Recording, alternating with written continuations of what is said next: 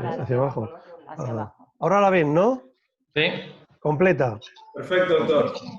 Ya, pero ahora no la podemos pasar, no pasa. Sí. No, pero quita eso, Carol. Quita eso que no hace falta, que si él lo tiene acá la presentación. Pero ahora no sé cómo pasarla, a ver. Hacia abajo. Ah, vale, sí. Y tú mira, la pasas de aquí. Ya está. ¿Veis cómo cambia entonces, no? No, sigue estando en la de casos diarios de España. Vale. ¿Ahora ha cambiado o no? No. No sé. La presentación. Es que hay un sitio que se llama comandos o no sé qué. Pepe, quita un poquito. Doc, si no puede compartirla con algún otro integrante y la vamos, y quien A ver, venga, Guillermo, vaya ¿qué es lo pasando. que ven ustedes? ¿Qué es lo que ven? La diapositiva de los casos diarios de España. Esa es la gráfica. Pasándola. Espera, ahora. Va. ¿Y ahí? ¿Seguís viendo la misma? Sí. A ver, pon ahí eso ahora. Ahora. Ya. Claro, es como El que cambio, se... ahí está. Ahí está, vale. Bueno, ahí está. Venga, perfecto. Lo saltamos, ¿eh? Vete para atrás. Ah, vale. Ahí está. Ahí está. Ahí funciona bien. Perfecto, ¿no? Bueno, esta es la incidencia acumulada. Esta es la incidencia acumulada en España. Fijaros que es aproximadamente una campana de Gauss. En azul tenéis todos los casos acumulados en España en un periodo de un mes. Fijaros que empezamos a finales de febrero y hemos terminado pues, prácticamente a últimos de abril. Fijaros, casos confirmados, 145.000. En verde, hospitalizados. En naranja en UCI y los fallecidos que son 13.000. Pero me interesa sobre todo que veréis la gráfica verde. Fijaros, la incidencia acumulada es de 75.000, pero fijaros que el día 24 de marzo, ese día ingresaron en hospitales españoles, que estos son fundamentalmente madrileños, casi 4.000 pacientes, más los que estaban ya ingresados. Esto reventó el sistema sanitario español, como podéis comprender. Más datos españoles, fijaros, esto es casos totales, hospitalizados de forma convencional, hospitalizados en UCI y muertos. Y fijaros cómo conforme avanza la edad, aumenta el número de casos totales, el número de hospitalizados, el número de pacientes en UCI y el número de pacientes que se mueren. Por tanto, la edad es determinante para el pronóstico y la hospitalización de estos pacientes. Si os fijáis en la columna de UCI, fijaros que los que tienen más de 80 años solamente se ingresaron 317. Esto es a nivel nacional. Esto quiere decir que hubo una limitación extraordinaria de los pacientes ancianos para entrar en la UCI. Y la limitación fue que no había respiradores para poder ingresarlos. Esta es la mortalidad por edad. Y fijaros que los pacientes que tienen más de 80 años se mueren el 60%. E insisto, todos estos datos son españoles, datos nacionales. Estos son datos clínicos. Me interesa la parte de abajo, la parte que está en roja. Fijaros, la neumonía, pues fijaros que hay significativamente más casos con neumonía en los hombres que en las mujeres. En los hombres hay unos 30.000 con neumonía, mientras que hay en las mujeres son 23.000. Y esta diferencia es estadísticamente significativa. Y lo mismo ocurre con los pacientes que desarrollan distrés respiratorio. 2.700 para hombres, 1.600 para mujeres. Es decir, hay un número global mayor de mujeres infectados, pero los hombres van significativamente peor que las mujeres. Esto hay algunas razones que podrían explicarlo, pero como no tenemos mucho tiempo y si sale luego de la discusión, podríamos comentarlo. Vamos a comentar algunos aspectos fisiopatológicos para luego entender el tratamiento de la enfermedad. Como todos sabéis, el SARS-CoV-2, que es el virus que produce la COVID, la infección por este coronavirus, utiliza un receptor celular y aquellas células que tienen este receptor pues son subsidiarias de ser infectadas. El receptor es la ECA2, que luego podemos comentar porque ustedes son cardiólogos y este aspecto a lo mejor les interesa. Utilizan la ECA2, es la enzima que convierte la angiotensina 2 en un heptapéptido que es la angiotensina 1,7, que tiene actividad antiinflamatoria. Por tanto, todas las células que tienen este receptor son tributarias de ser infectadas. El virus entra, se replica y por cada virus que entra en la célula pueden salir miles de viriones para infectar nuevas células.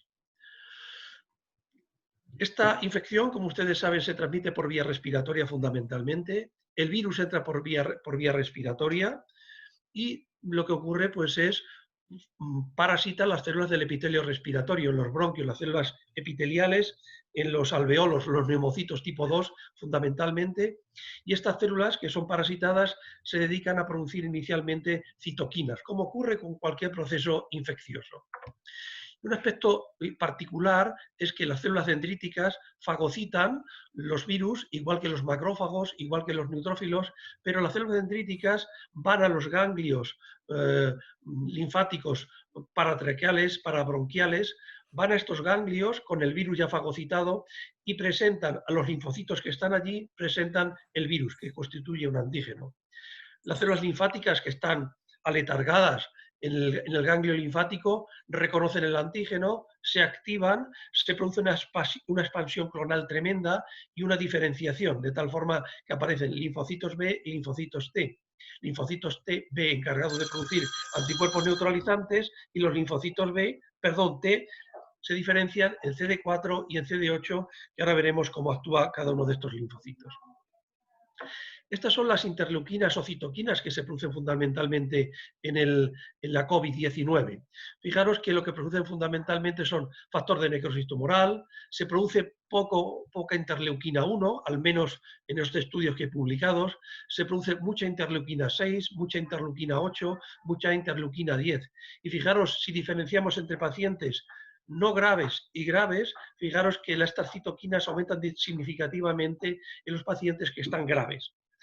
El tema de la interleuquina 1 es muy discutible porque parece ser que aumenta, lo que pasa es que es difícil de determinar y la mayoría de los estudios parece que no aumenta, pero luego en la realidad sí que aumenta. Esto es algo parecido a lo que ocurre en la pericarditis, esta recidivante de etiología indefinida, donde la interleuquina 1 aumenta de forma significativa a través de las caspasas que produce el inflamasoma, que está en el citoplasma celular y que produce interleuquina 1 a través del núcleo de la célula infectada.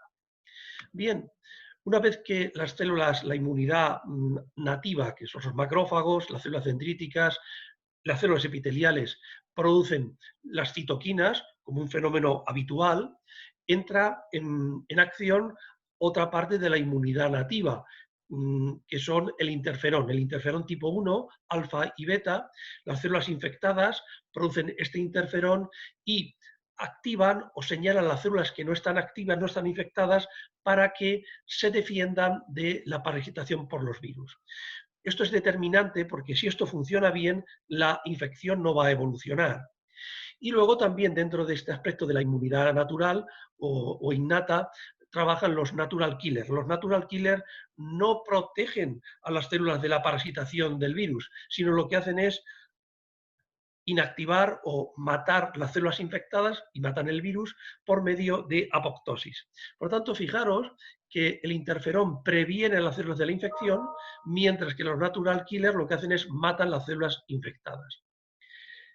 Si este mecanismo de inmunidad innata controla la infección, por tanto, la infección no se va a desarrollar, que es lo que ocurre en el 80% de estos pacientes. El 80% de estos pacientes tienen cuadros clínicos leves, no hacen ni neumonía, y esto se debe a que el interferón y los natural killers funcionan perfectamente. Al mismo tiempo, aparece la inmunidad adaptativa, es lo que hemos dicho anteriormente.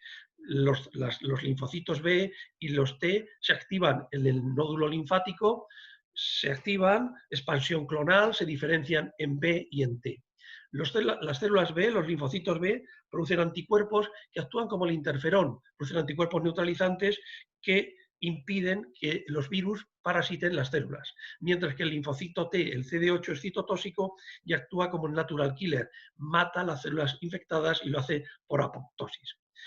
Si esto funciona bien, sobre todo la parte primera y después la segunda, que tarda unos cuantos días en actuar, la infección no se desarrolla y esto es lo que sucede en el 80% de los pacientes.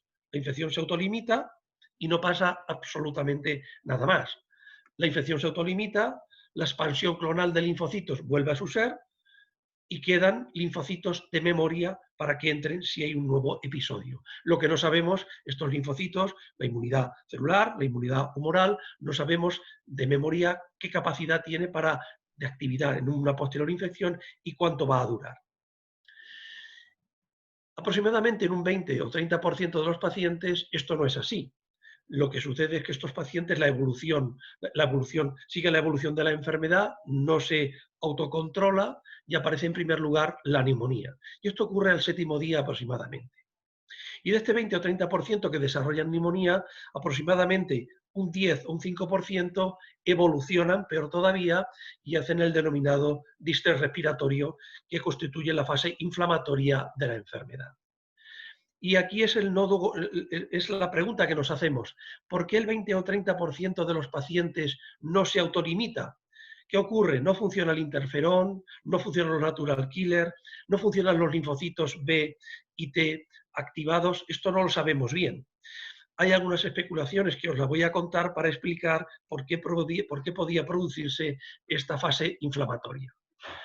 Fijaros, a la izquierda tenemos la evolución, la patocronia de la enfermedad, que no se controla, y fijaros aquí a la derecha cómo se desarrolla la inmunidad. Fijaros que la evolución mala de la enfermedad ocurre al 7º o 8º día, y este 7º o 8º día también es cuando se produce, entra en actividad la inmunidad adaptativa, con la producción de linfocitos B y de linfocitos T. Una de las posibilidades que puede explicar la evolución de la enfermedad es que los anticuerpos neutralizantes no sean neutralizantes, sino que no sean capaces de neutralizar el virus, sino que se pegan a él y forman inmunocomplejos, y estos inmunocomplejos pueden dar lugar a fenómenos inflamatorios algo parecido de lo que ocurre en el lupus. Nos podría explicar, por ejemplo, afectación renal, afectación vascular, igual que ocurre en el lupus, por un fenómeno de inmunocomplejos. Pero esto es una especulación porque esto no se ha visto todavía. Lo que sí se ha visto en los pacientes que tienen esta enfermedad es que se produce linfopenia. Es decir, el 70% de los pacientes que desarrollan la enfermedad, sobre todo los que van mal, desarrollan linfopenia. Y la linfopenia afecta fundamentalmente a los linfocitos CD4, los CD8 citotóxicos, a los T-helper y a los T-reguladores. Y fijaros que esta linfopenia es significativamente mayor en aquellos pacientes que van mal, los que están graves, que los que están menos graves. Yo recuerdo que los que están graves son los ancianos. Fijaros antes, en la experiencia española, fijaros cómo aumentaban el ingreso en UCI, conforme aumentaba la edad, cómo se morían más, cómo aumentaba la edad. Es decir, hablar de gravedad supone hablar de pacientes ancianos. Es decir, la linfopenia aumenta con la edad, la linfopenia aumenta con la gravedad. Se alteran los linfocitos CD4, los linfocitos CD8, los CD4 son los helper, son los Treg, y los CD8 son los citotóxicos que no matan el virus. Y los helper y los T-reguladores son los encargados de controlar las citoquinas producidas por la inmunidad innata. Por tanto, la linfopenia, por un lado, hace que no se controle la cascada inflamatoria aumenta y aumenta porque no se controla por la inmunidad adaptativa. Y otro hecho importante es que los linfocitos CD8, los citotóxicos CD8, como hay menos, no son capaces de controlar las células infectadas. Fijaros, incido en lo siguiente: linfopenia en pacientes ancianos y pacientes jóvenes. Fijaros que la linfopenia es significativamente mayor en los pacientes ancianos que en los pacientes jóvenes. Y hay otra circunstancia particular en los pacientes ancianos, y es que en los pacientes ancianos, los linfocitos, la cantidad de linfocitos es diferente según las poblaciones. Fijaros que en los ancianos, los linfocitos efectores, los linfocitos activos, los linfocitos vírgenes que se activan frente a un nuevo microorganismo, disminuye con la edad. Los ancianos lo que tienen son un aumento de población linfocitarias de memoria que tienen memoria para actuar sobre antígenos que ya han reconocido previamente. La gripe, otras infecciones víricas, otras infecciones bacterianas, pero fundamentalmente víricas. Y este virus no lo reconocen porque este virus es nuevo, por tanto, los linfocitos de memoria, que son los que predominan en el anciano, no son capaces de reconocerlos y actuar sobre él. Por tanto, dos aspectos importantes: la linfopenia del anciano, hay menos, lo que predomina son los de memoria, que no reconocen este nuevo virus, no controlan la inflamación y además no son capaces de erradicar, no son capaces de matar las células infectadas. Esta es la dinámica viral que ocurre en un paciente naïf, que no se controla, perdón, que no recibe tratamiento y que se controla. Aquí tenéis la carga viral determinada por PCR en muestras respiratorias superiores, de faringe y de fosas nasales. Fijaros, sin hacer ningún tratamiento, cómo la inmunidad de un paciente sano va disminuyendo la carga viral y prácticamente a la tercera semana ya se autolimita la carga viral, es indetectable. Sin embargo, en los ancianos, o mejor dicho, la carga viral en este estudio se ve como la carga viral aumenta significativamente conforme se avanza en la edad. Es decir, conforme se avanza en edad hay menos linfocitos efectores, más de memoria y no son capaces de tener esa actividad citotóxica y por tanto la carga viral no es capaz de eliminarse y aumenta con la edad.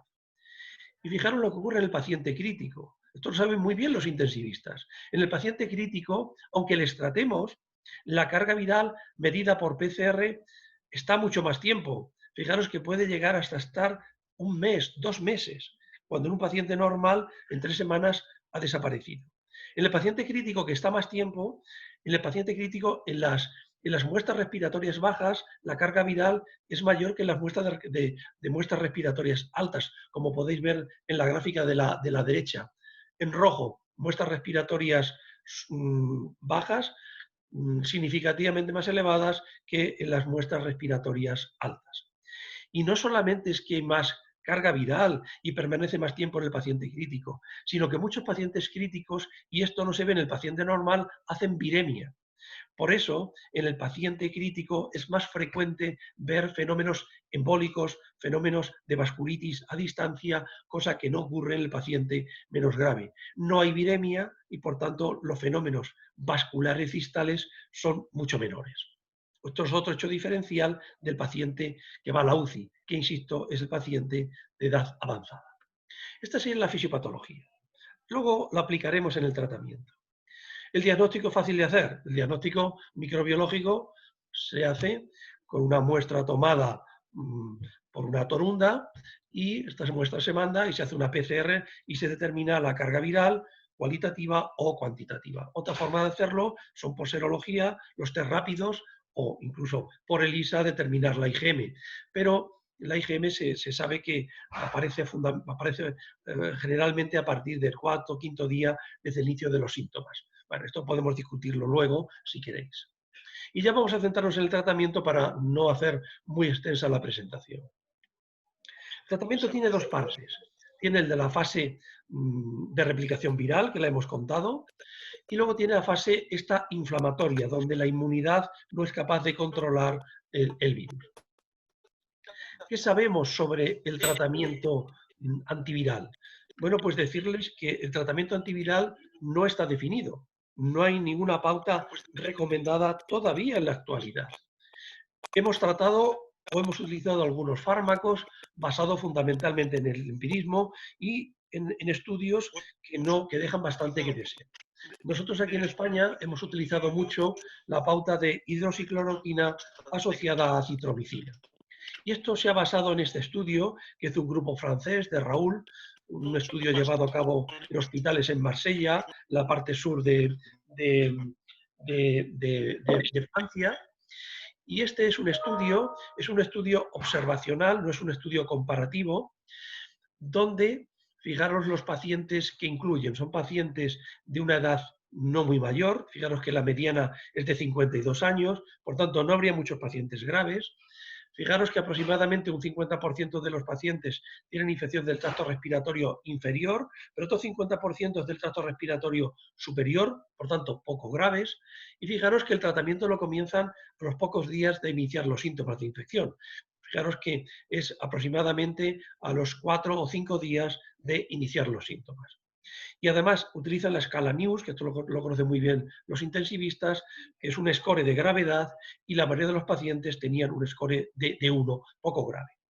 Y fijaros, los estudios siempre hay que valorarlos según los endpoints. Y fijaros, tiene 3 endpoints este estudio. Tiene un endpoint, primero es, ¿qué necesidad de oxígeno tienen los pacientes? ¿Qué necesidad de entrar en UCI tienen estos pacientes tratados? ¿Y cuándo los pacientes dejan de tener PCR negativa en las fosas nasales? Fijaros que solamente tratándolos, estos pacientes con hidroxicloroquina y acitromicina, pues solamente el 15%, que son de 80 pacientes, el 15%, 12, tienen necesidad de oxigenoterapia.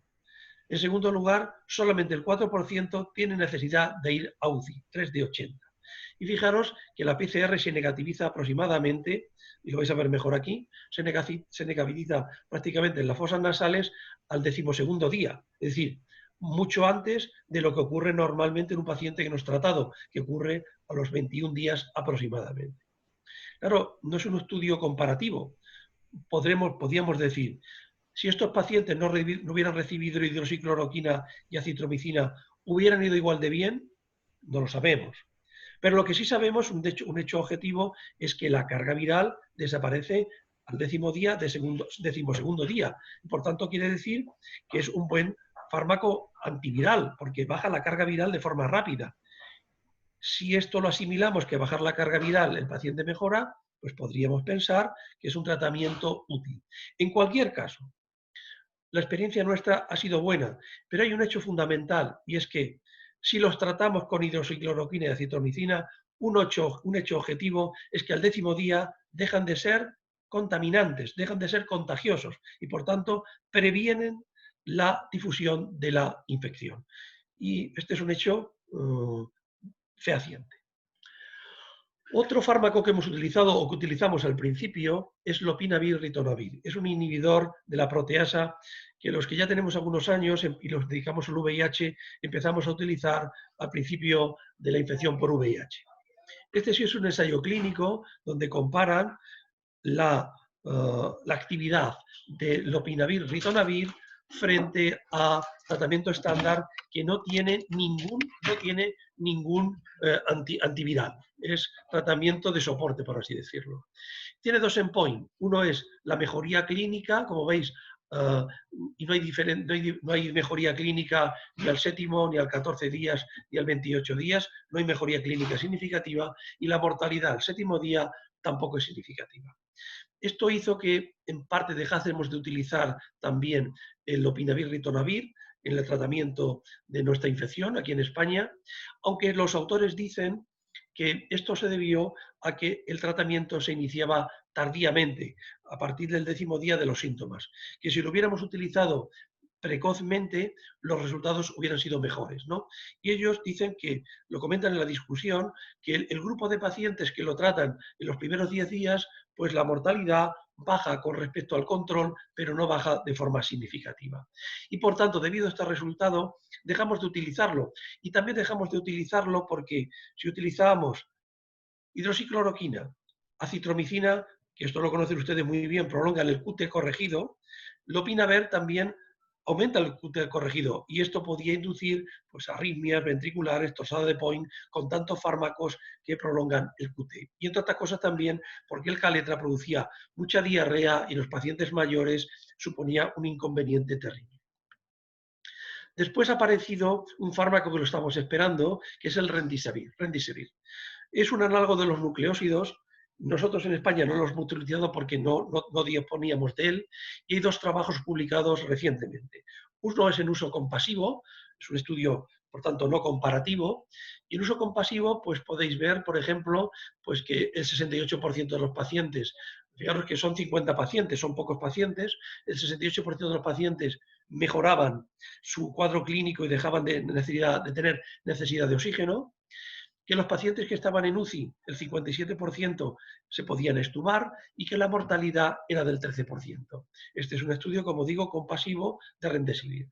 Y últimamente ha aparecido un ensayo clínico publicado en, no es en JAMA, es en Lancet, perdonad, la cita está mal, es en Lancet, es un ensayo clínico comparativo de Remdesivir en 158 pacientes frente a placebo. Y pasa igual que con lopinavir, ritonavir. No hay una mejoría ni de clínica ni de mortalidad, que es el endpoint principal, comparado con el placebo. Simplemente hay mejoría clínica, pero no significativa, y de mortalidad, pero tampoco hay mejoría significativa.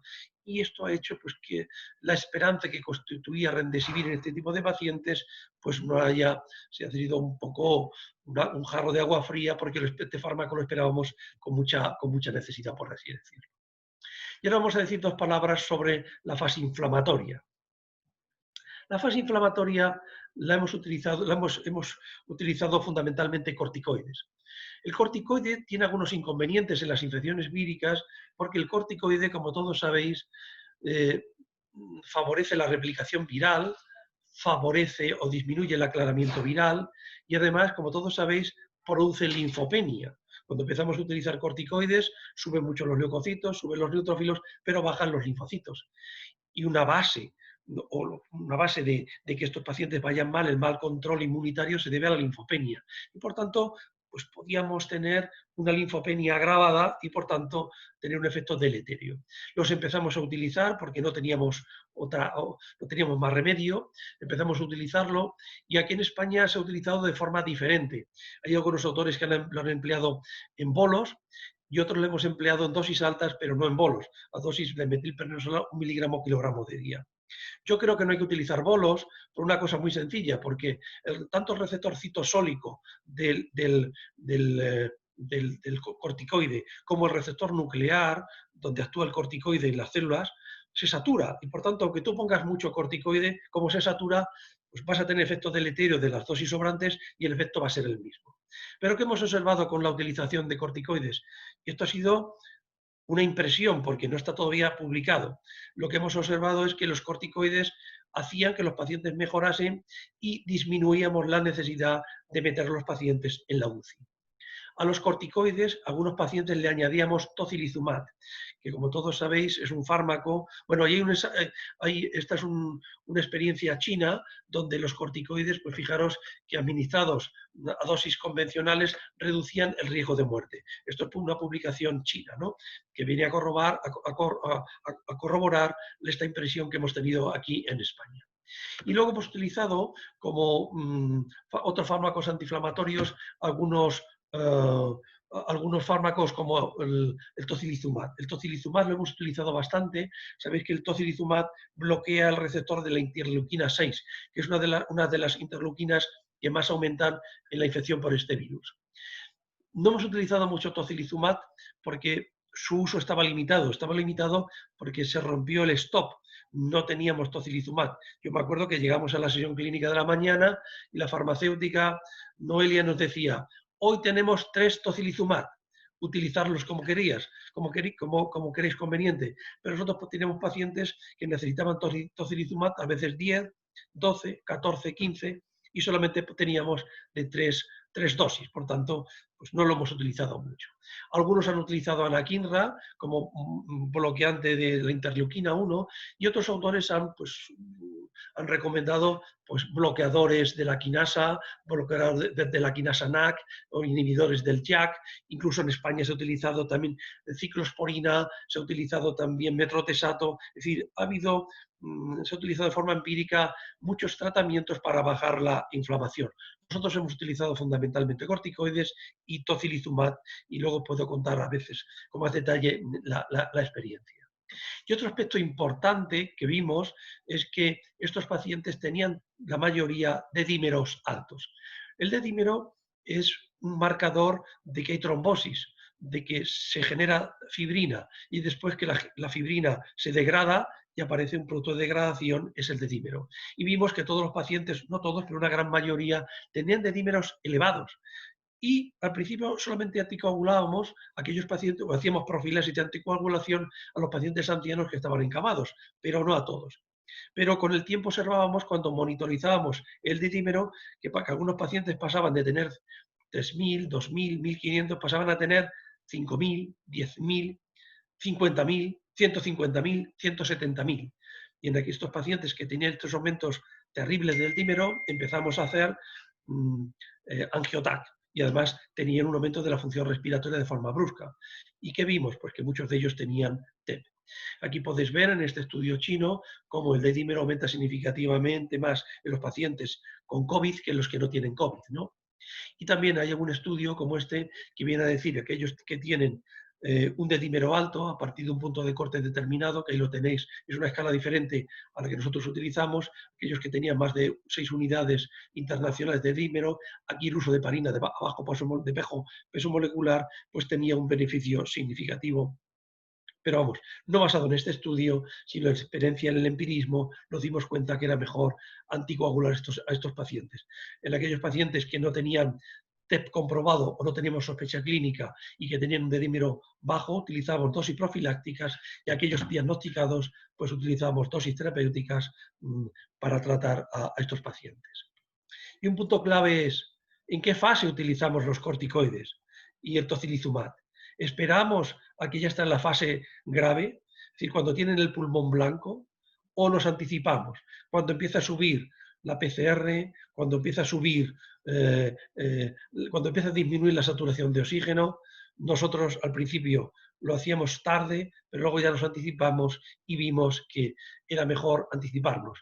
Y aun a riesgo de producir linfopenia y replicación viral, empezamos a utilizar corticoides con tocilizumab en muchas ocasiones y vimos que estos pacientes la necesidad de UBI se disminuía de forma significativa.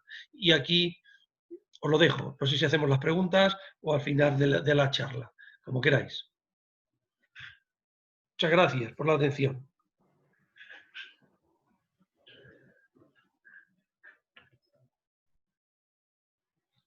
Yo diría de seguir y hacer las preguntas después al final de todo. Bien, como habíamos adelantado, la presentación del doctor Barberán es la presentación preparada y la idea ahora es abrir a preguntas tanto para el doctor Barberán, también como les había dicho nos acompaña el doctor Orbilio Báez Pravia, que es médico terapista, y el doctor Juan Medina, que es médico cardiólogo. Pueden los participantes hacer las preguntas por el chat, o bien los moderadores, si tienen preguntas, ya pueden ir haciendo. Las preguntas del chat las vamos levantando nosotros los moderadores. Yo no sé, perdón, no sé si al final yo tengo una presentación de 10 minutos de la afectación extrapulmonar, no sé si contabais con eso o directamente vamos a las preguntas, como queráis. No, Perdón, no contaba con eso. Yo diría, Guille, de hacerlas al final. Sí, por supuesto, no contaba con esa presentación. Vamos a la presentación del doctor. Vale. Ahora voy a intentar compartir mi pantalla, si soy capaz.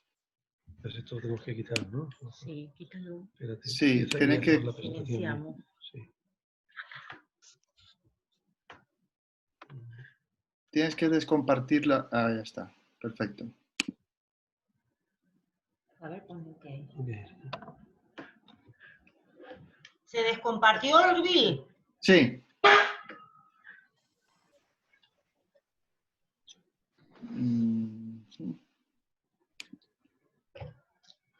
¿Te acuerdas cómo lo hicimos? Es compartir pantalla. Sí, nosotros estamos aquí conectados. Sí. Nosotros no tenemos que hacer nada más, porque No, él ya está aquí. vamos por silenciar. Sí. A ver si puedo. Vamos a ver, compartir pantalla y le doy a PowerPoint, ¿no?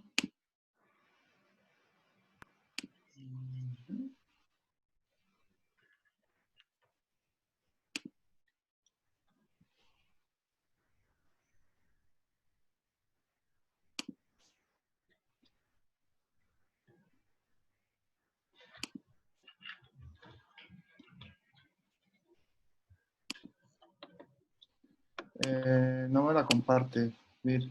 Ahora sí, parece que sí. ¿Lo veis? Sí. Sí, ¿Y ahora? Ahí está, ahí está. Perfecto. También. perfecto, Orville.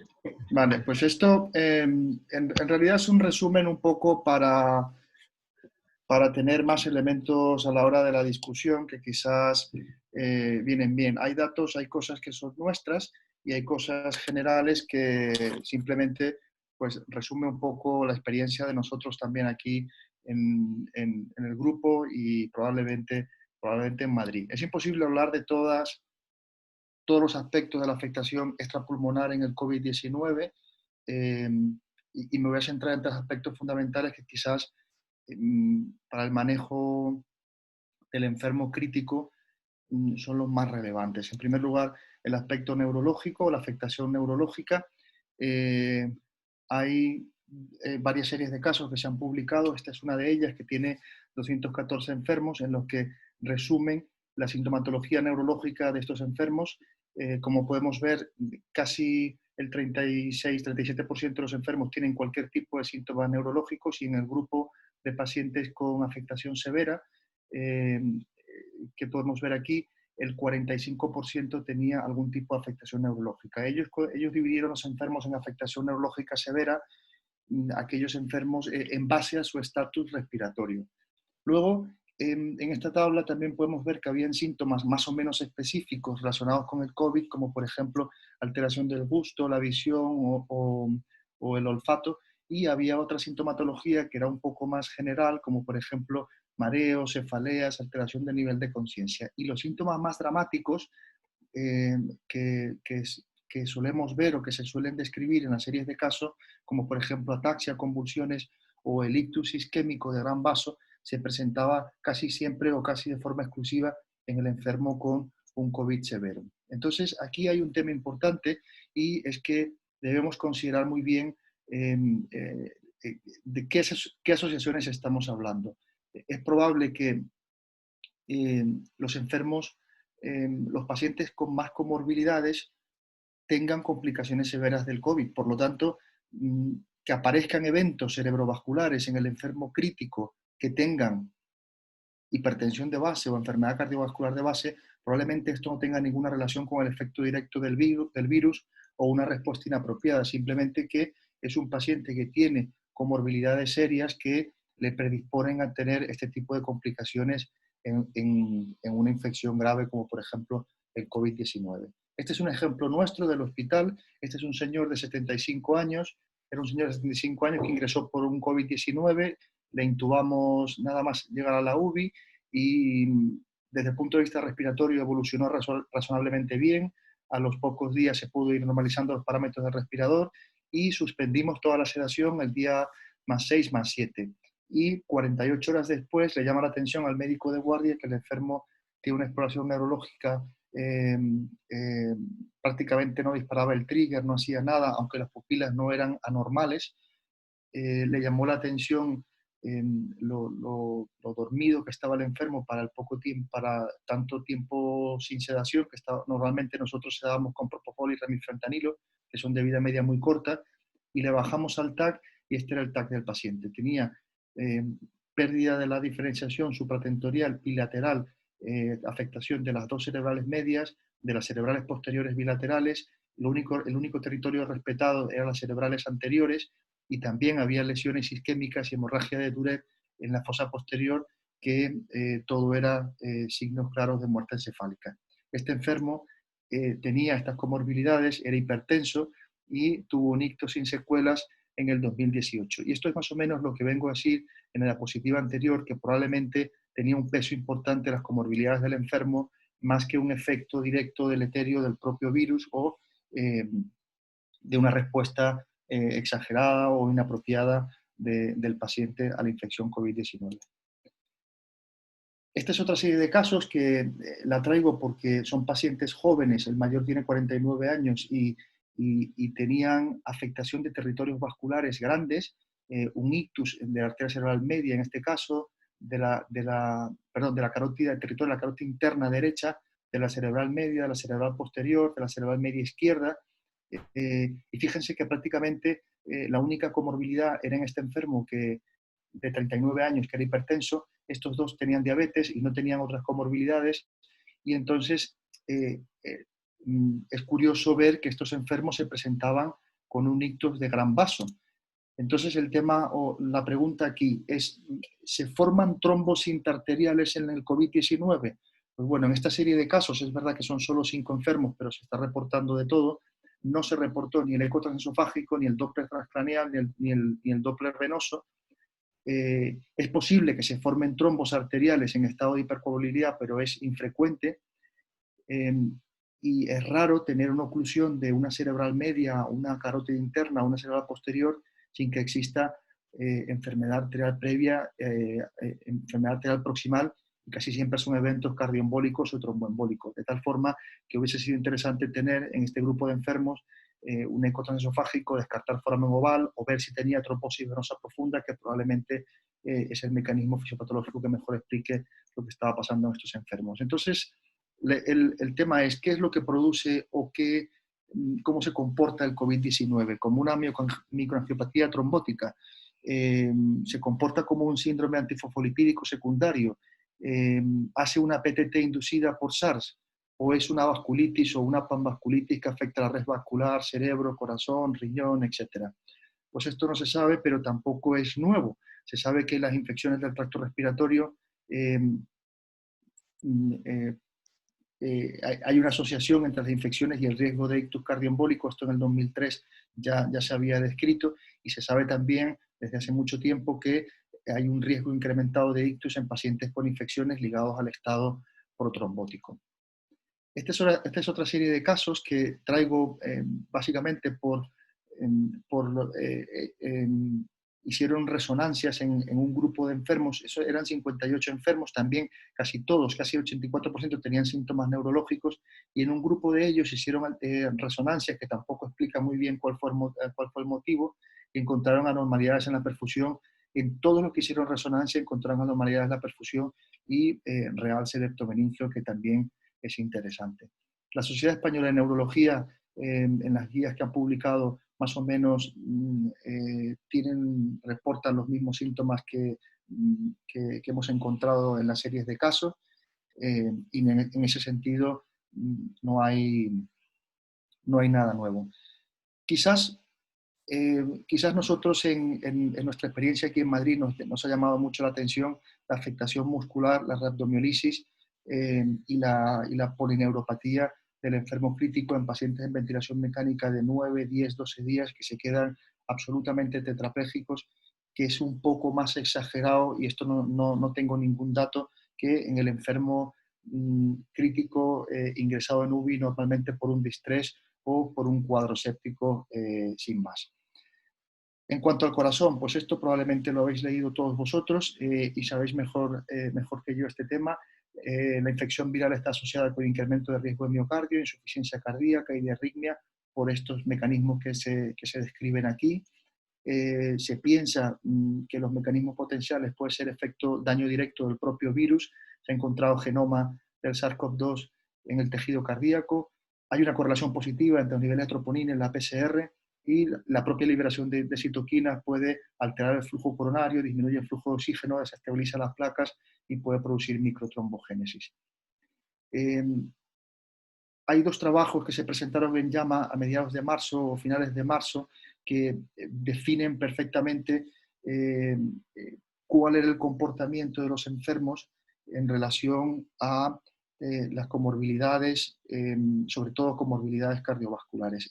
Hubo dos trabajos que se presentaron, uno una serie de 180 enfermos y otra una serie de 400 pacientes, y en el que podemos ver que separaron los enfermos en base a los niveles de troponina. Este trabajo seguro que lo habéis leído todos, y lo traigo simplemente para resaltar el tema de que la mayoría de los enfermos con niveles altos de troponina eran más mayores, eran hombres y tenían comorbilidades como por ejemplo comorbilidades cardiovasculares como hipertensión, cardiomiopatía, etc. También en el grupo que tenían troponinas más elevados eran enfermos que estaban con una oxigenación mucho más comprometida, con una PAFI muy tocada, tenían alteraciones de coagulación más importantes, con un dímero D casi 3 veces por encima del grupo de troponías normales, y también marcadores inflamatorios mucho más elevados que en el grupo de troponías normales. Y por eso no es de extrañar que estos enfermos tenían un riesgo de mortalidad casi 7 veces mayor que los enfermos sin comorbilidades cardiovasculares o enfermedad cardiovascular previa y sin elevación de la troponina T. Esto es lo mismo, pero en relación a la supervivencia, de tal forma que la vulnerabilidad en la población, en la provincia de Wuhan, que era el epicentro de la pandemia, se exacerbó precisamente por la presencia concomitante de enfermedad cardiovascular. Y esto creo que no debemos olvidarlo, porque es el enfermo el que tenemos que tener en mente que tiene mayor riesgo de ir mal, en los enfermos que tienen comorbilidades y sobre todo enfermedades cardiovasculares previas. Multifactorial, pues no sabemos si el virus produce una activación, puede producir el propio síndrome coronario o se comporta como un leak de troponina, como reactante inflamatorio, como lo que solemos ver en insuficiencia cardíaca no isquémica descompensada. Lo cierto es que debemos incluir o no debemos olvidarnos de la troponina en el pack básico de estudio de estos enfermos, porque precisamente son los pacientes que nos ayuda a identificar los enfermos que tienen mayor riesgo de muerte. Esta es otra serie publicada en el New England de 18 pacientes que llegaron al hospital, ingresaron en UBI por un síndrome coronario. Esta es una serie de Nueva York con un síndrome coronario con elevación del ST, y lo interesante o lo curioso de que a casi todos estos enfermos les fue muy mal. La mitad, casi tres cuartas partes de lo que hicieron el cateterismo tenían enfermedad obstructiva, y la mortalidad de los enfermos que vinieron con síndrome coronario, como lo podéis ver en la diapositiva, era mucho mayor que la corte general. En el caso del riñón, está descrito y se sabe desde hace muchos años que el síndrome coronario, que el distrés está asociado con mayor lesión renal aguda.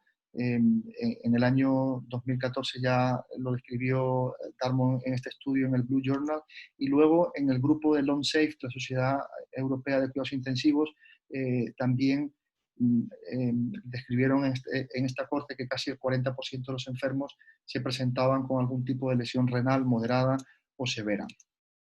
En el caso del COVID-19, hay muchas series de casos que han presentado sus resultados, como lo podéis ver aquí, algunos que prácticamente no tenían fracaso renal, otros que tenían hasta un 30% de fracaso renal, y de terapia de reemplazo renal también era muy variable lo que encontramos en las series de casos, pero más o menos en la media se estaban en torno a 6% los dos, tanto el fracaso renal agudo como la terapia de reemplazo renal.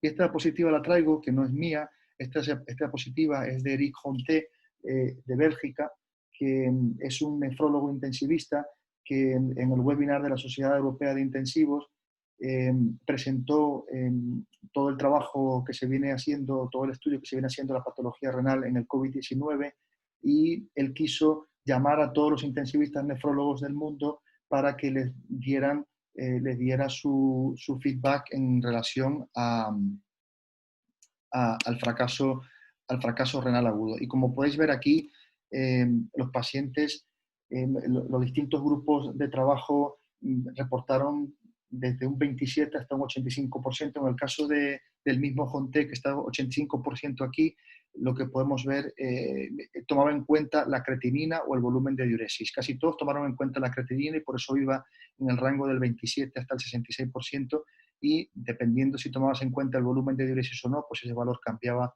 muchísimo o no. En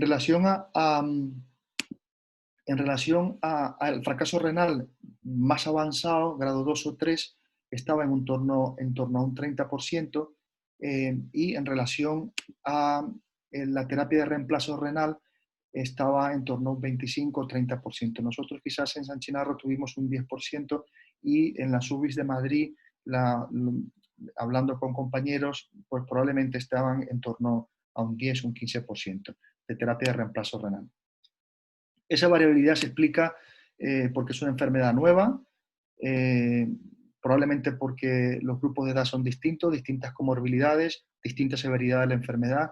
de distintas estrategias de ventilación mecánica, sobre todo el uso de la PIP, en qué momento se iniciaba la terapia de reemplazo renal, la estrategia Dry-Side, que nosotros en el manejo del distrés cada vez somos más conservadores en cuanto a la sobrecarga de volumen, y que probablemente no sabemos el papel directo del SARS-CoV-2 en el fracaso renal en estos enfermos.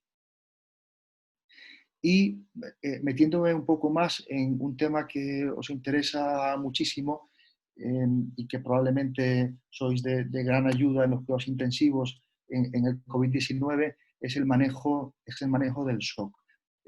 Sabemos que, y está demostrado y se ha publicado en muchísimas series, que estos enfermos casi siempre no tienen un shock severo, y nosotros nos preocupa muchísimo el ventrículo derecho, principalmente porque es una patología en la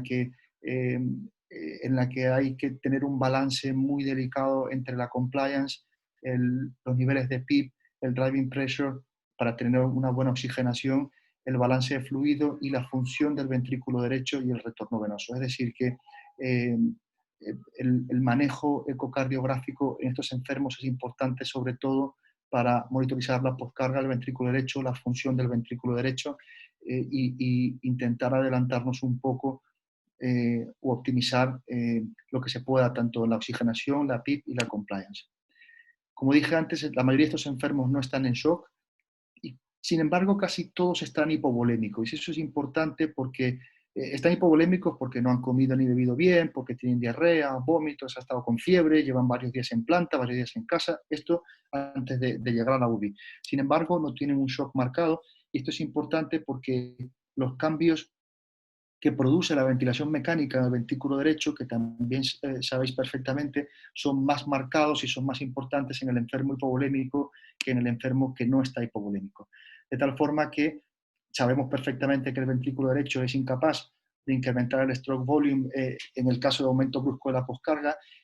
En el distrés del COVID-19 hay una vasoconstricción periférica, más el aumento, más una PIP exagerada, incrementa la poscarga del ventrículo derecho, y lo que hace el ventrículo derecho es limitar su stroke volume, limita el stroke volume e incrementa la presión para poder compensar. De tal forma que hay que buscar la mejor forma para mantener esas dos fuerzas en equilibrio, y no es fácil. No es fácil porque el manejo de los fluidos debe ser conservador, debemos mantenerlos en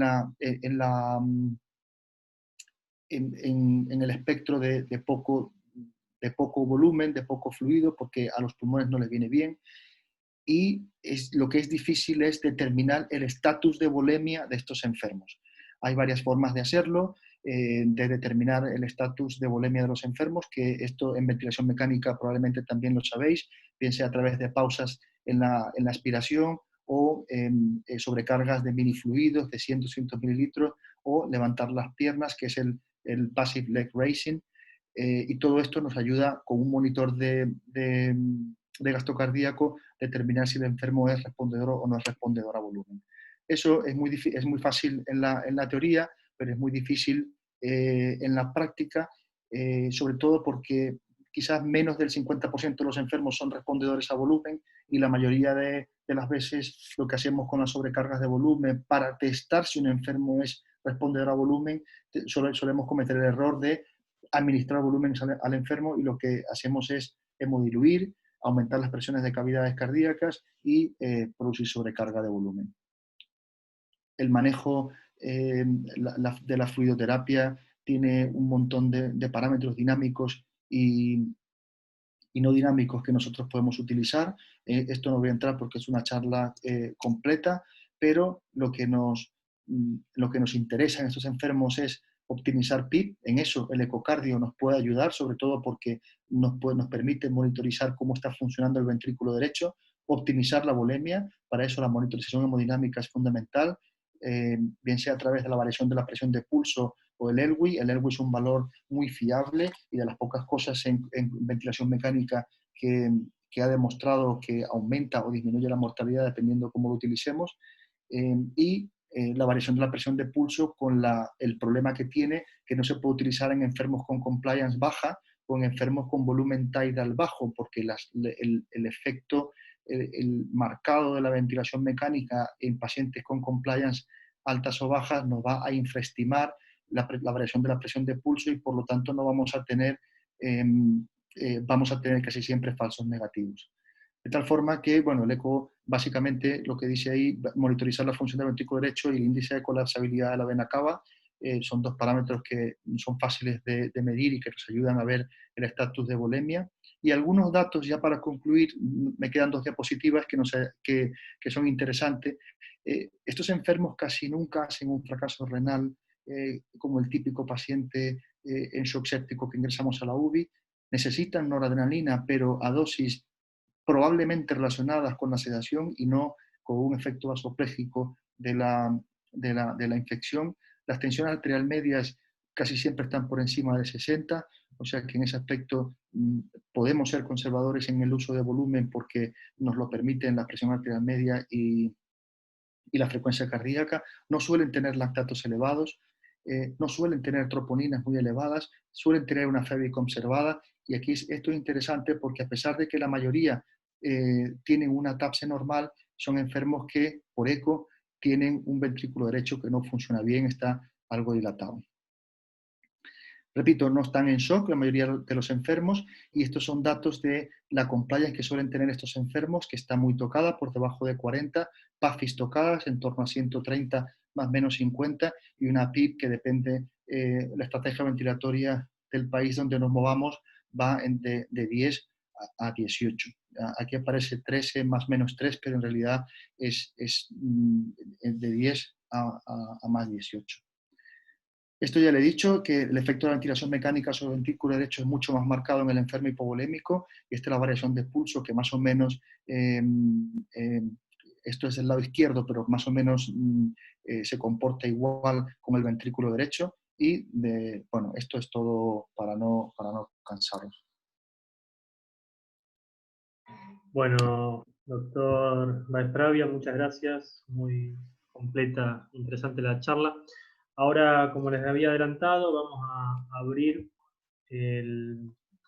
para que puedan hacer preguntas. A través del chat pueden ir escribiendo las preguntas y las vamos leyendo. Y bueno, también los moderadores pueden hacer preguntas. Recuerden que nos acompaña el doctor José Barberán, el doctor Baespravia como médico intensivista y el doctor Juan Medina como médico cardiólogo.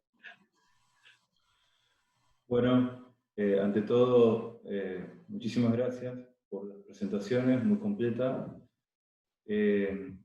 Quizás lo primero que yo les preguntaría, al margen de lo científico, que creo que hay para aprender muchísimas cosas, es en su posición personal, cada uno en el lugar que ocupa en este grupo de hospitales, cómo vivieron personalmente esta pandemia, cómo los afectó, cómo les cambió la vida personal y laboral, cuánto tiempo tuvieron para prepararse y cómo ven el futuro a corto y mediano plazo en el sistema de salud español. Ay, discúlpennos, pero nosotros no pudimos escuchar bien la pregunta. ¿Podrían resumirla al final? Sí, cómo no. El objetivo era que cada uno de los ponentes nos dé su opinión personal de cómo vivió el comienzo de esta pandemia, la posición que tiene en el hospital, cómo cambió su forma de trabajo, su proyección, sus prácticas y su vida personal también. Bueno, pues la cambió totalmente, porque aquí en nuestro hospital, todo el hospital prácticamente estaba ocupado con pacientes que tenían COVID, con lo cual fue terrible. Los internistas éramos incapaces de atender a todos estos pacientes.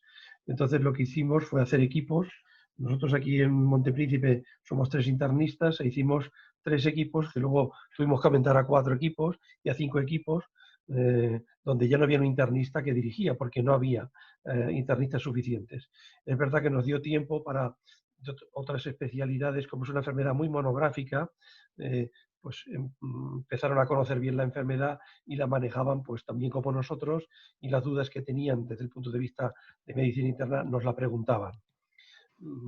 Eran pacientes complejos, eran pacientes diversos en edad, había que tener en cuenta no solamente el COVID, sino también había que tener en cuenta su comorbilidad, y cambió totalmente la práctica clínica, es decir, no se parecía nada al hospital convencional, todo era COVID, un hospital monográfico. Y tuvo algunos aspectos buenos porque los cardiólogos empezaron a documentarnos de su percepción sobre la trombosis, las miocarditis que presentaban estos pacientes, nos alertaron sobre el QT corregido aumentado por los fármacos, a todos los pacientes se le hacía un electro prácticamente, medíamos el QT, aquellos pacientes que tenían un QT los subíamos a la planta de cardiología para monitorizarlos, en fin, cambió completamente la dinámica hospitalaria, con equipos interdisciplinares, que fue enriquecedor, por otra parte. También nos supuso el cambio de horario de trabajo, de tal forma que trabajábamos de 8 de la mañana hasta 10 de la noche a veces. Cuando llegabas al hospital, pues por las mañanas decía, hoy me voy a enfermar yo hoy, o no. Pues venías con miedo, luego esto ya se quitó, venías como un autómata a trabajar. Cambió todo a nivel personal. Muchos médicos pues dejaron de ver a su familia para no contagiarla si él se contagiaba. Y esto ha sido tremendo. O sea, ha colapsado el sistema nacional español de salud. No teníamos EPIs suficientes a veces. Entramos a ver a los pacientes de forma inadecuada, no protegidos totalmente. No teníamos fármacos suficientes. A veces no teníamos hidroxicloroquina, no teníamos tocilizumab, no teníamos caletra, lopinavir, ritonavir para todos los pacientes. Ha sido desastroso, desastroso. En parte porque ha sido un brote enorme. Os he puesto una diapositiva que hubo un día en Madrid que ingresaron 4.000 pacientes ese día y ya teníamos muchos pacientes en los hospitales. Tuvimos que dar altas precoces de pacientes que en condiciones normales no las daríamos, con saturaciones parciales de oxígeno justas, pero es que teníamos en urgencia pacientes que estaban más graves. Por tanto, cambió la forma de trabajo, cambió la forma de evaluar a los pacientes, cambió nuestra vida personal, nos vimos como nunca, no teníamos medicación suficiente, no podíamos meter en la UCI a pacientes que precisaban de UCI. Bueno, eso no ocurrió en muchos casos. Pero a nosotros nos ocurrió algunos. ¿no? Tuvimos que explicar a los pacientes, a familiares de pacientes que venían para decir por qué no se ingresaba su familiar en la UCI, porque parecía que la UCI le iba a salvar, cuando la mortalidad en UCI es grande. Por tanto, cambió todo, como ves. A nivel profesional, a nivel personal, falta de medios, incertidumbre. Al final parece que estamos saliendo del túnel y esta es la experiencia. No sé si vosotros tenéis esto. Pepe, para sí. Complementar un poco Sí. Lo que estás diciendo en cuanto a la visión de la UBI, estoy totalmente de acuerdo contigo en cuanto al miedo. Le comentaba yo a mis compañeros y comentaba en casa a mi mujer, que es médico también, que nunca, es verdad que yo no soy muy mayor tampoco, pero llevo muchísimos años trabajando. Trabajé 2 años en Mauritania, he trabajado en Benín con malaria multiresistente y en un ambiente un poco hostil, pero nunca había ido a trabajar con miedo. Y en esta ocasión iba, por lo menos las primeras 2 semanas, siempre fui con miedo a trabajar, porque es lo que decía Pepe, que no sabías cuándo te iba a tocar a ti, sobre todo cuando estábamos intubando pacientes de 40, 45, 48 años, 50, 52, es decir, que tampoco era un rango de edad que se alejaba mucho de nosotros mismos. De tal forma que nadie lo verbalizaba con tanta soltura, pero o por lo menos intentábamos no verbalizarlo con tanta soltura, pero todos teníamos miedo. Bueno, buenas tardes, que todavía no he podido hablar. Perdón. aquí es primavera y tenemos la alergia en flor y yo estoy en tratamiento. Bueno, la pregunta que hacía Guillermo sí que nos ha cambiado la vida, nos ha cambiado la forma de trabajar. Se han creado equipos multidisciplinares y aunque suene divertido y gracioso, es peculiar ver cómo un equipo multidisciplinar funciona desde dentro, ¿no? Una vez que empiezas a vencer el miedo y a ver a los pacientes a diario, pues se han integrado cirujanos generales, se han integrado traumatólogos, alergólogos, en general médicos y cirujanos que jamás han intervenido en pacientes en estados infecciosos o inflamatorios de este tipo. Yo recuerdo el primer día que nos reunimos en la cafetería, cuando empezó todo esto, Pepe, que nos dijiste, esto es muy sencillo, no hay que hacer diagnóstico diferencial, es una sola enfermedad. Y esto es verdad, es una sola enfermedad. Tiene muchas manifestaciones, pero ya sabemos todos que es una sola enfermedad, que estos pacientes tienen COVID. Y el tratamiento como tal, pues es muy limitado, ¿no? Es cierto que hemos tenido limitaciones a nivel nacional e internacional acerca de suministros, tanto de equipos de protección como de fármacos para el tratamiento de estos pacientes. También es verdad que es un tiempo muy interesante. La ciencia que se ha publicado es de relativamente baja calidad. Se han publicado series de casos muy breves que ninguna otra patología jamás habríamos aceptado como referencia para los tratamientos o descartar tratamientos como estamos haciendo en este momento. Y de hecho al final hemos ido todos un poco tirando por el razonamiento fisiopatológico que encajaba con lo que estaba sucediendo en el momento, sin saber exactamente si lo que estaba sucediendo en ese momento era un proceso inflamatorio, un proceso protrombótico, una combinación de todos ellos. Como bien decía Pepe, hoy he leído un artículo en el periódico de que el doctor Valentín Fuster empezó precozmente a anticoagular los pacientes, exactamente lo mismo que hicimos nosotros en nuestro hospital, han hecho en Mount Sinai. Lo que ocurre es que ellos son grandes y famosos, pero en muchos centros del mundo se ha actuado de la misma manera. No hay medicina basada en las pruebas en el tratamiento del COVID, no hay ciencia donde sostenernos. Y eso ha cambiado nuestra forma de practicar la medicina. Yo, como cardiólogo, jamás lo había hecho.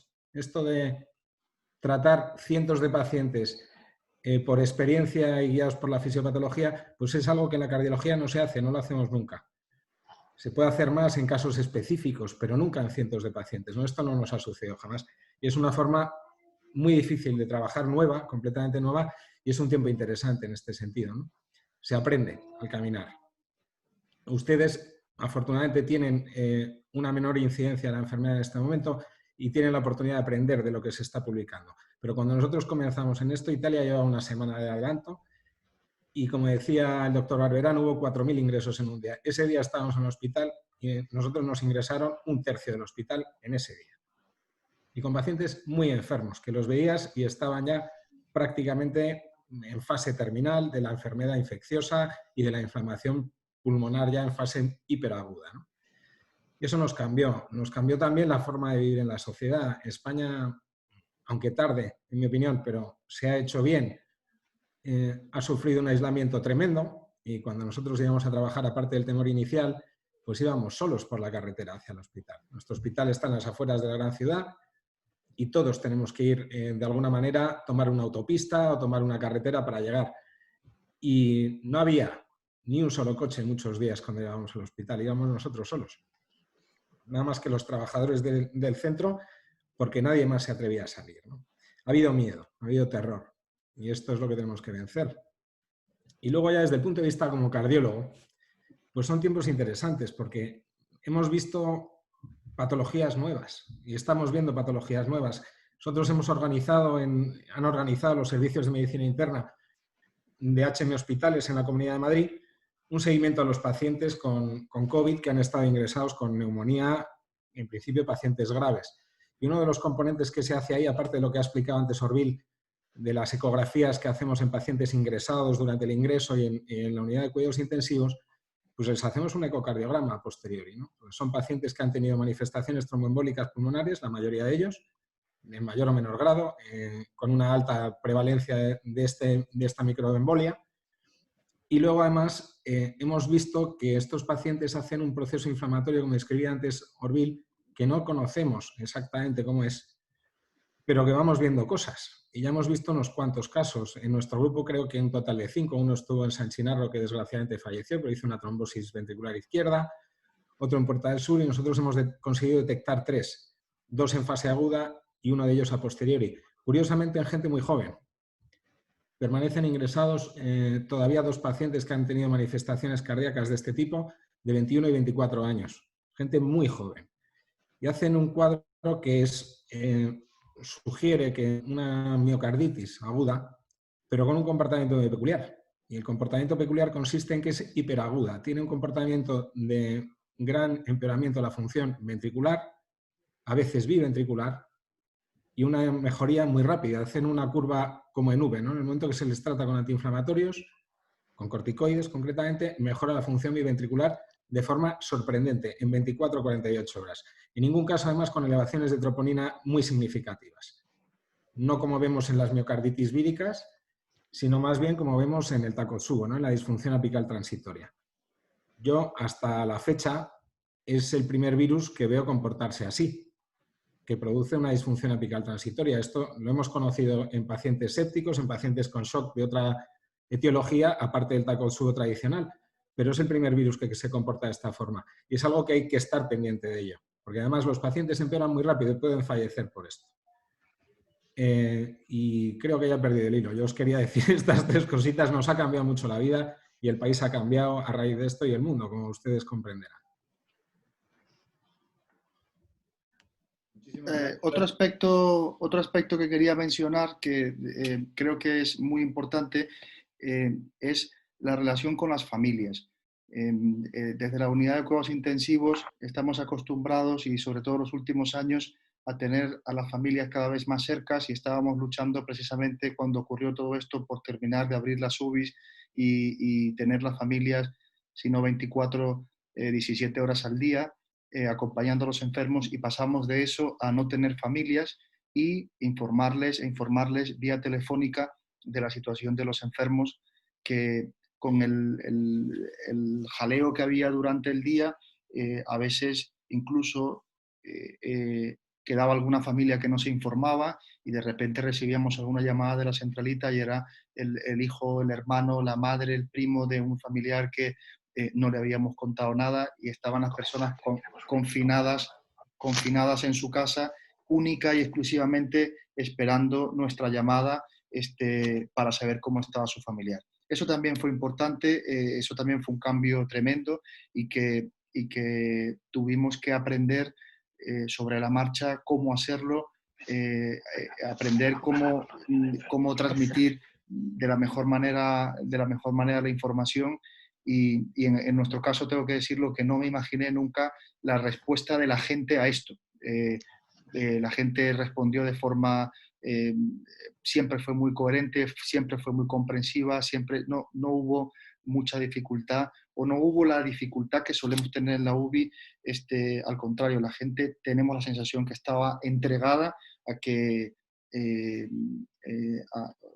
con una confianza que no solemos ver o exagerada en lo que estábamos haciendo, y eso en base a una llamada telefónica al día. O sea que esa llamada, 2-3 minutos que duraba la llamada, sí que nosotros nos organizamos para hacerla nosotros mismos. Sé que en los servicios de medicina interna esto se delegaba en un grupo de llamadas, pero nosotros, quizás con los enfermos más complejos y más datos y más información un poco más sensible, si se muere o no se muere, no quisimos delegar esto y lo hacíamos nosotros directamente.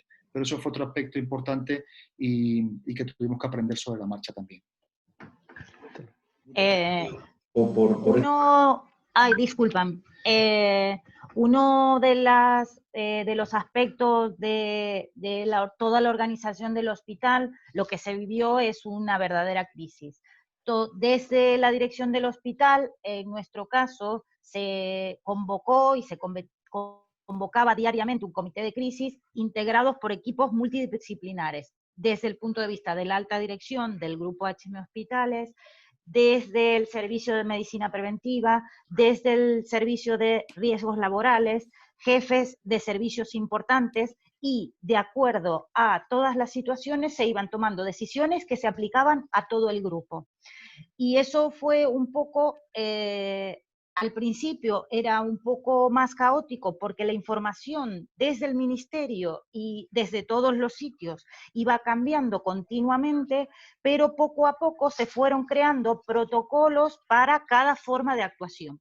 Entonces, era muy importante desde el punto de vista organizativo, que al principio, ya lo digo, era caótico porque nadie sabía qué EPI ponerse, qué máscara, qué usar en tal caso y demás. Todo eso se fue protocolizando poco a poco desde el grupo y aplicarlo, y lo fuimos aplicando en todos los hospitales, y eso finalmente generó, entre comillas, un poco más de tranquilidad en todos nuestros trabajadores. Para ver, es decir, la gran incertidumbre al principio fue el actuar. Una de las cosas que más impactó realmente con la crisis, y realmente es lo que decía un poco Orville y lo que vivimos también en las plantas de medicina interna, es la ausencia de familiares. Desde el principio hay muchos médicos del hospital que se unieron a la atención de, se redistribuyó, perdón, el trabajo en el hospital. Anestesistas se pasaron a los cuidados intensivos, que aquí son dos especialidades diferenciadas, y luego médicos cirujanos, cardiólogos, del servicio de medicina digestiva, pasaron al cuidado de pacientes en plantas. Muchos de los médicos de los hospitales de nuestro grupo quedaron sin asistencia a los pacientes, con sus médicos, neurólogos. Imagínense que la actividad de casi todo el hospital se anuló. La gente, no solo que la anulamos desde el hospital, sino que la gente no viene al hospital, no vino al hospital. Todo ese pool de médicos que no podían aportar porque estaban en sus casas, sí organizaron todo un sistema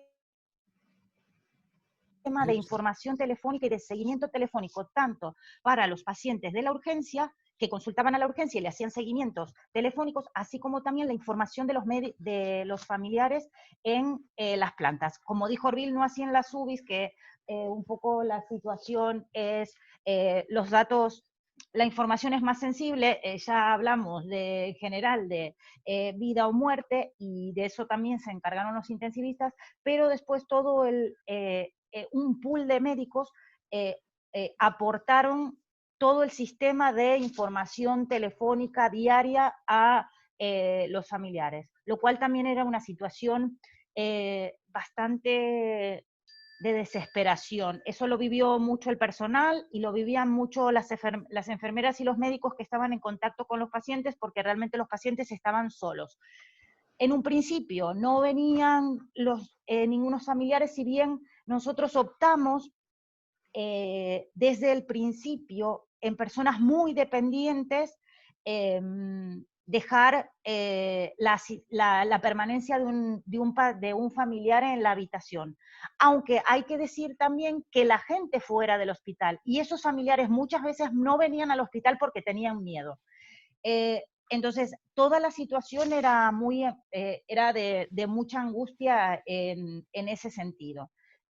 Así como también el número de muertes. Y eso es una realidad. Desde la dirección estábamos continuamente todas las mañanas preguntando cuántos fallecidos había habido, cuántos se había llevado la funeraria, cuántos permanecían en la morgue del hospital, porque en muchas ocasiones estuvimos desbordados. No tenemos morgues, somos un hospital nosotros somos un hospital de aproximadamente 200 camas, que se hicieron aproximadamente 270 camas, con una UBI de 10 camas, que las llevamos a 25 camas entre otros sitios del hospital y los quirófanos, y los fallecidos fueron importantes. Y la morgue tampoco es una morgue que tiene un sitio de muchos metros cuadrados. Entonces, como desde la dirección también estábamos todos los días contando y chequeando que esos fallecidos estén o que se los haya llevado a la funeraria, o en este caso la UME, que era el ejército, que los llevaba a un sitio intermedio y demás, y eso también fue una situación bastante compleja. todos lo vivimos, yo creo que en el hospital se vivieron momentos de mucha angustia, porque esto fue nuevo para todos, toda la información, nos guiábamos sí por la información del ministerio y así íbamos, si terminamos viendo que siguiendo determinados protocolos, todo el mundo sentía, especialmente la enfermería que tiene mucho contacto con el paciente, apoyándolos desde los protocolos, desde la educación, pero de forma continua y estando con ellos básicamente, logramos que a pesar del miedo intenso que sentían, pudieran ir atendiendo a los pacientes tranquilamente y vos veías como día a día la cosa no iba mejorando porque la pandemia existía, pero desde el punto de vista de los trabajadores se los veía como con una mejor tranquilidad para trabajar. Muchísimas gracias. La verdad es que es muy valioso que ustedes nos cuenten su experiencia en primera persona, con mucha sinceridad. Como feedback, ustedes saben que nuestro sistema argentino de salud es mucho más precario que el español, a pesar de las buenas noticias sobre la incidencia y prevalencia que tiene hoy el COVID. Todos tenemos mucho temor de lo que va a venir, porque lo vemos reflejado en lo que le pasó a ustedes, con una infraestructura mucho menor. Así que es muy valioso para nosotros escucharlo en primera persona. Yo, antes de pasarle una pregunta al doctor Minal, de pedirle al resto de las casi 30 personas que están conectadas que si alguno quiere preguntarlo, tiene que sacar el mute del micrófono y poder preguntar. Le quería preguntar al cardiólogo un poco qué piensa de esta baja en la caída de las consultas de enfermedades crónicas que se ha no solamente visto en España, según los reportes que hay, sino en el resto del mundo. ¿Qué pasa con los pacientes que tenían un montón de problemas y de golpe dejaron de consultar? Es una excelente pregunta. Nosotros no cerramos nuestra planta de cardiología, siguió abierta en nuestro hospital, concretamente para todo el grupo hospitalario, pero está centralizada la cardiología de nuestro grupo en nuestro hospital y hemos pasado a tener escasísimos pacientes, igual que en nuestro hospital y en todos los demás hospitales de la Comunidad de Madrid a los que yo he tenido acceso por distintos compañeros. ¿Qué ha sucedido con estos enfermos? Pues que se han quedado en su casa.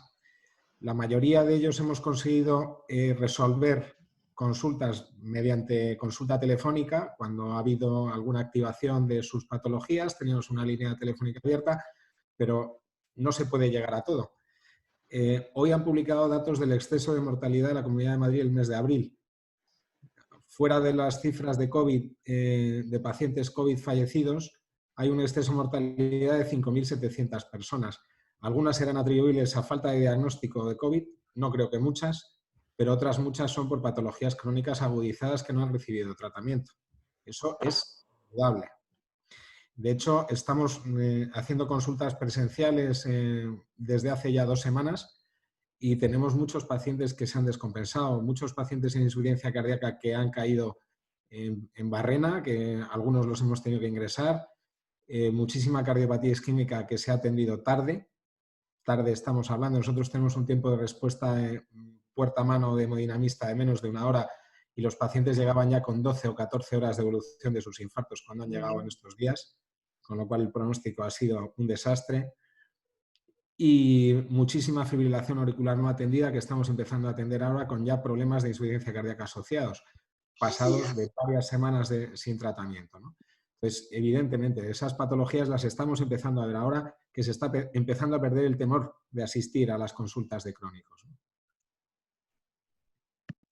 Bien, bueno, muchas gracias por el intercambio, la verdad que muy productivo.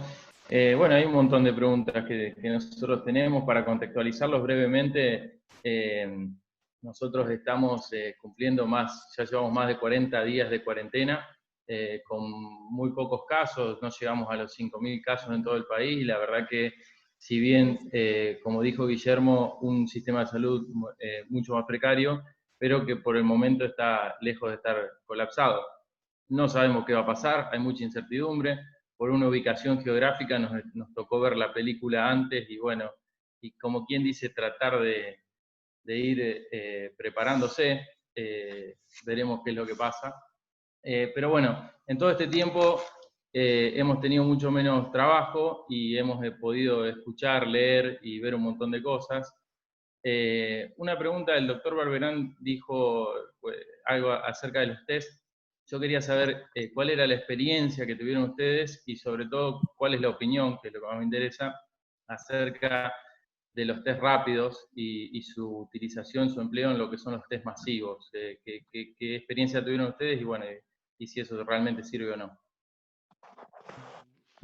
Bueno, no hemos tenido test rápidos porque no hemos dispuesto de ellos, o sea, hemos dispuesto de PCR, luego nos retiraron la PCR, el diagnóstico lo teníamos que hacer clínico, radiológico, biológico, basado en la pandemia.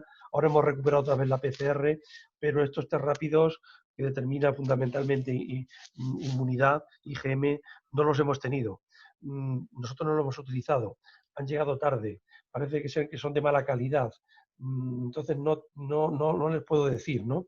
Nosotros lo que hacemos aquí ahora estamos haciendo serología en suero mediante ELISA y el valor se le atribuye a la IgG, la IgM no nos la informan. Pero de test rápidos yo no he visto ninguno en nuestro hospital. No hubo test rápidos. Yo creo que el gran problema que hubo aquí es que en plena pandemia no hubo PCRs y, bueno, actualmente, con respecto a las serologías, nosotros de momento estamos haciendo solo al personal, solo la IgG, por la baja sensibilidad de la IgM, de la IgM, entonces solo al personal IgG de momento, y las PCRs parecería ser que ahora... claro, dada la cantidad de casos, nosotros hace días que ya no tenemos ningún positivo, ya se los podemos hacer a todos los pacientes, pero se está planteando hacer PCRs en consultas, incluso pacientes en urgencias sintomáticos que en el momento de la pandemia no lo hacíamos, no teníamos disponibilidad. Eso quedó en manos. Nosotros en un principio somos un hospital privado, perteneciente a un grupo hospitalario, y todo el grupo, todos los hospitales privados de España quedaron a disposición del Ministerio de Sanidad. Si bien no nos intervinieron directamente, ellos contaban con nuestras camas y venían pacientes desde la sanidad pública. Ahí es un poco, hay una leve crítica. No teníamos muchas veces los medios como las PCRs, que a lo mejor sí estaban en la pública, pero en algún momento en toda España tampoco hubo PCRs. Yo creo que, no sé la opinión de todos, pero creo que es fundamental poder testar a toda la población, a todos los infectados y ver cómo manejas la situación, porque si no los focos los seguís teniendo. Mandás a una persona con una infección respiratoria a su casa, que convive, y yo ya no imagino el confinamiento que se puede hacer en una sociedad como Argentina. Entonces, yo creo que es fundamental poder testar a toda la población. Nosotros no tuvimos la disponibilidad de PCRs para testarlo ni en pleno auge de la pandemia. Ahora parece que sí, pero en pleno auge no lo tuvimos, ¿no, Pepe? No. Y yo creo que es fundamental. Quisiera preguntar si en este momento a todo paciente con diagnóstico de COVID, aún en estadio leve, se hace tratamiento con hidroxicloroquina y o acitromicina u otra medicación. Al principio no. Nosotros cometimos un error tremendo por desconocimiento de la enfermedad, que pacientes con riesgo, edad avanzada, con comorbilidad, que venían a urgencias y tenían un cuadro característico, se les mandaba a casa porque en ese momento tenían fiebre solamente. Y se les decía, si usted está peor, vuelva. Y cuando llegaba ya estaba en cuadro inflamatorio, y eso fue un error craso, ¿no? Ahora en la fase poco importante, lo ideal sería tratar a todo el mundo, porque no solamente porque prevenimos la evolución mala de los pacientes, sino porque tratarlos con hidroxicloroquina, con acitromicina, hace que los pacientes que les tratas dejan de ser contagiosos, y eso es muy importante para controlar, ¿no? Por tanto, desde el punto de vista epidemiológico, yo trataría a todos. Desde el punto de vista clínico, quizás trataría solamente a aquellos que tienen riesgo de ir mal, que son los pacientes que tienen comorbilidad y que tienen edad superior a 60 años. Ahora mismo, ¿qué hacemos? Pues ahora mismo tenemos hidroxicloroquina porque hubo un momento que no teníamos hidroxicloroquina, pero no porque es que la fabricación es india y los indios dejaron de exportar hidroxicloroquina y lo reservaba el ministerio, uno a la farmacia con una receta y el farmacéutico en la calle no le daba el fármaco, estaba todo controlado por el ministerio y el ministerio nos daba la hidroxicloroquina en función de los pacientes que teníamos ingresados ese día. Por tanto, no lo teníamos.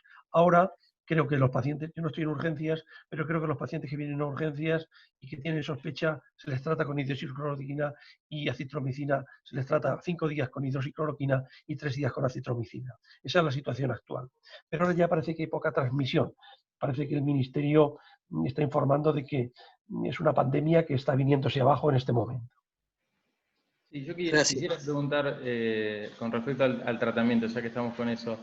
Si tienen experiencia, porque me parece que no se mencionó en la charla, pero en los últimos días acá en Argentina se estuvo escuchando la opinión de algunos infectólogos con respecto a lo que es el plasma hiperinmune de los pacientes recuperados, y la verdad que no, por lo menos yo no he visto mucha información al respecto. No sé si ustedes, ¿qué nos pueden decir de eso? Aquí en España hay varios ensayos clínicos que se han puesto en marcha con plasma hiperinmune, pero no hay resultados todavía. Y durante la pandemia no tuvimos tiempo de hacer eso. No teníamos enfermos inmunizados ya, no sabíamos porque no podíamos hacer serología en los pacientes que habían sobrevivido y teníamos tal urgencia que no nos podía permitir hacer ese tipo de cosas. Creo que se puso en marcha un ensayo clínico, creo que en el Hospital Puerta de Hierro en Madrid se puso una vez pasada ya lo gordo de la pandemia, pero no está nada publicado. Ese aspecto todavía lo desconocemos. Pero podría ser una alternativa.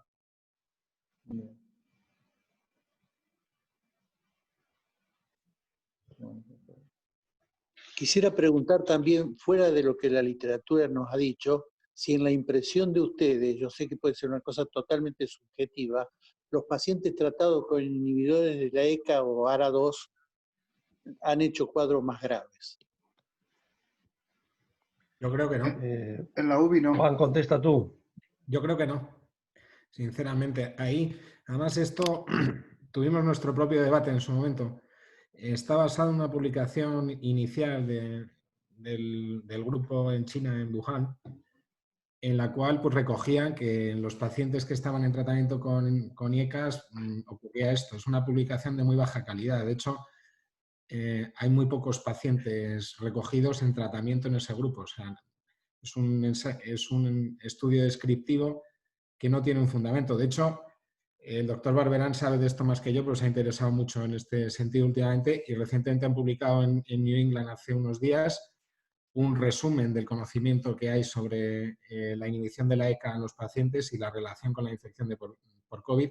No hay una relación directa y parece que incluso en algunos casos se podría considerar que si están en tratamiento puede ser hasta protectivo en ese grupo de pacientes. Al principio tuvimos dudas de si quitarle la medicación o no, lo hicimos durante unos días y luego lo dejamos de hacer, les mantuvimos su tratamiento para su hipertensión, básicamente. Y bueno, en nuestra experiencia la impresión es que no van peor. Gracias. ¿Y la coincidencia con la mayor gravedad en pacientes hipertensos o la susceptibilidad a la enfermedad? ¿Les parece que es solo una coincidencia? Yo no encuentro alguna relación fisiopatológica.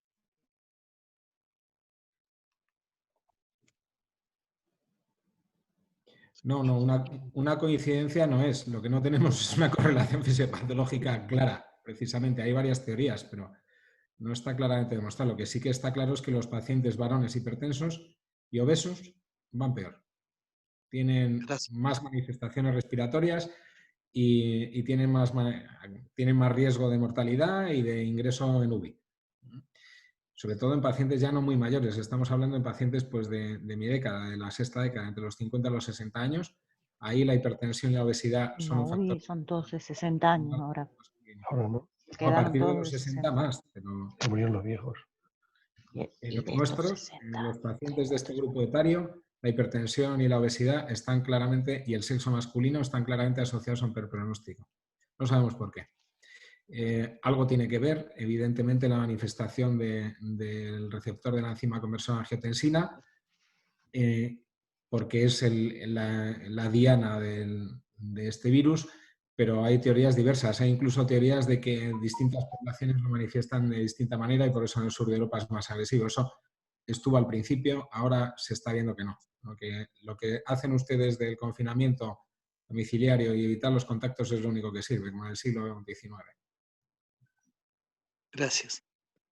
Los pacientes que fueron dados de alta de la unidad de terapia intensiva, ¿cuál era, digamos, cómo era a grandes rasgos, ¿no es cierto? Pero el protocolo o el manejo que tenían, digamos, una vez externados, qué tiempo de aislamiento, cómo lo seguían, si le hacían PCR, eso, digamos, ¿tenían un protocolo ustedes en la institución?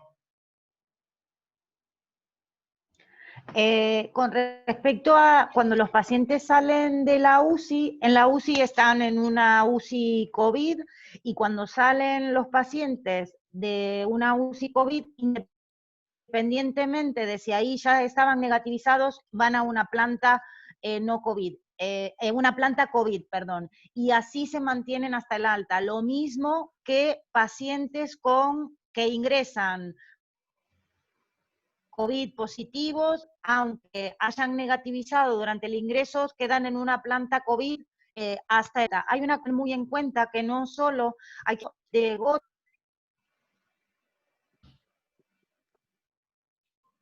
hacer una entre los pacientes porque se han visto brotes de carbapenemasas, de gérmenes multiresistentes BLED y otros entre los pacientes, principalmente los salidos de la UBI, y esos pacientes permanecen aislados también de contacto en planta o del aislamiento que requieran. Pero el paciente entra como COVID y sale del hospital de una planta COVID.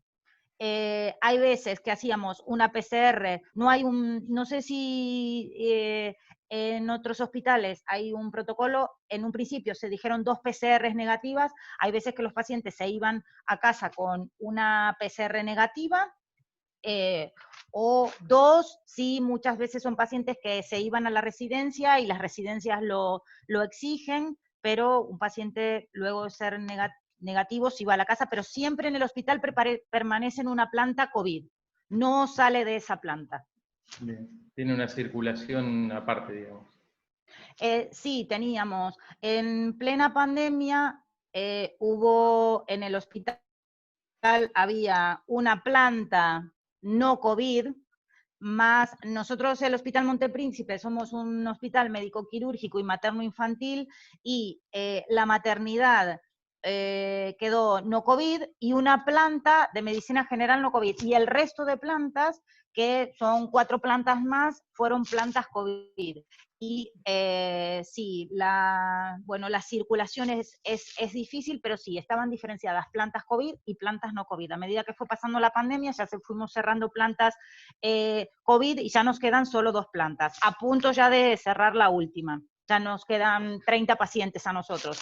En todo el grupo hemos tratado a 20.000 pacientes, 2.000 pacientes ingresados y unos 400 casi en la UBI. Esos son todos los hospitales pertenecientes al grupo HM. Ahora sí tratamos de diferenciar, hacer circuitos diferenciales de entrada al hospital y de atención y de zonas con bajo riesgo de COVID, que es básicamente no pasar por una planta COVID. En plena pandemia también, fue fácil porque no, como dijimos, la gente se recluyó, no asistió al hospital en plena pandemia y no había mucha circulación de otras patologías. Entonces, tampoco fue muy difícil mantener la separación COVID-no COVID. Ya está. Bueno, si alguien tiene alguna pregunta. Bueno, Yo le preguntaría algo más después, Guille, pero me parece que alguien ahí tiene una pregunta, ¿no? Sí, ahí levantó la doctora María Belén. ¿No puede ser? Hola a todos. Bueno, yo no soy cardióloga, estoy como Esa es mi hermana. infiltrada en la charla, la hermana de Virginia, y me invitó la doctora Mirta Perotti. Yo soy ginecóloga, como mi hermana me dijo que en sus hospitales están trabajando pediatras, ginecólogos, traumatólogos, trato de absorber todo lo que escucho, por si llegado el caso me llegan a precisar, y lamentablemente más que partos o tratamientos ginecológicos no sé qué hacer. Yo lo que veo acá es mi impresión que a veces hay como una reticencia a hacer el test. No sé si es por miedo o qué, pero se trata de, es lo que yo veo, ¿no? Se trata de buscar otras patologías y decir, no, no es COVID, no es COVID. Creo que lo que hay que decir es, bueno, este puede ser COVID, hagámosles el test. Una pregunta para el doctor Pepe. Cuando el paciente se va a aislamiento domiciliario porque no tiene síntomas graves, yo tengo entendido que acá en Argentina no se le da ningún tratamiento, solo el paliativo de la sintomatología, no se le da hidroxicloroquina, no se le da citromicina. ¿Cuántos días lo tenemos que tener encerrado antes de dejarlo salir? Porque usted dice que con la hidroxicloroquina se negativizaría a los 12-14 días. Si no le damos hidroxicloroquina y no le damos tratamiento, ¿cuántos días tenemos en aislamiento si es que no es posible hacerle la PCR para ver si negativizó? Escuché ayer un caso de un paciente que lleva 28 días y no negativiza. Lo que no pregunté al colega que él me lo comentó es si recibió ese paciente sí o no tratamiento. ¿Qué nos recomienda? ¿Sí o sí la PCR antes de abrirle la puerta para salir a la calle? ¿Que esté un mes en aislamiento? No sé qué pasa en Santa Fe, a lo mejor la gente de Santa Fe tiene el protocolo más claro y al que va al domicilio sí o sí le hacen PCR antes de dejarlo salir. No lo sé. ¿Se entendió mi pregunta?